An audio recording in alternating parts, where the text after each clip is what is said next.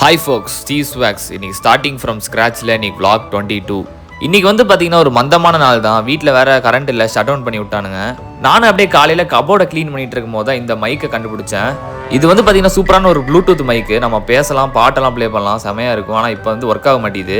சரி, அதை அப்படியே ஓரமாக வச்சுட்டு கொஞ்சம் எடிட்டிங் வேலையெல்லாம் இருந்துச்சு, அதே அப்படியே பண்ணிவிட்டு இன்றைக்கி மத்தியானத்துக்கு வந்து பார்த்திங்கன்னா வேர்க்கடலையும் ப்ரௌன் சுகரும் இது ரெண்டும் கலந்து சாப்பிட்டிங்கன்னா அப்படியே பீனட் பட்டர் டேஸ்ட் வரும். நீங்களும் வேணால் ட்ரை பண்ணி பாருங்கள். நான் அப்படியே ஒரு 5 மணி போல் கொஞ்சம் நூடுல்ஸ் சாப்பிடணும் போல் இருந்துச்சு சொல்லிட்டு வீட்டில் ஒரு கப் நூடுல்ஸ் இருந்துச்சு, சிக்கன் கப் நூடுல்ஸு. இதுக்காக அப்படியே கொஞ்சம் தண்ணியை கொதிக்க வச்சேன்.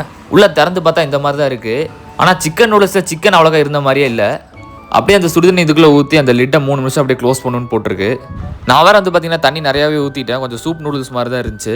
நானும் அப்படியே சாப்பிட்டு பார்த்தேன். டேஸ்ட் எல்லாம் நல்லா தான் இருந்துச்சு, அந்த மசாலா டேஸ்ட் எல்லாம். ஆனால் சிக்கன் தான் கொஞ்சம் கம்மியாக இருந்துச்சு. ஒரே ஒரு பீஸ் மட்டும் தான் இருந்துச்சு. ஒரு வழியாக ஒரு 5:15 அப்படியே கரண்ட்டையும் போட்டு விட்டுட்டாங்க.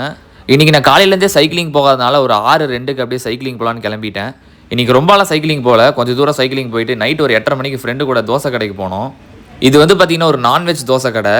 நான் வந்து பார்த்திங்கன்னா ஒரு சிக்கன் தோசையும் ஒரு பரோட்டாவை மட்டும் வாங்கி சாப்பிட்டு அப்படியே முடிச்சுக்கிட்டேன். ஃபைனலாக வந்து பார்த்திங்கன்னா ஒரு சாக்லேட் கோன் ஐஸ்கிரீம் சாப்பிட்டுட்டு அப்படியே இந்த நாளை முடிச்சுக்கிட்டேன்.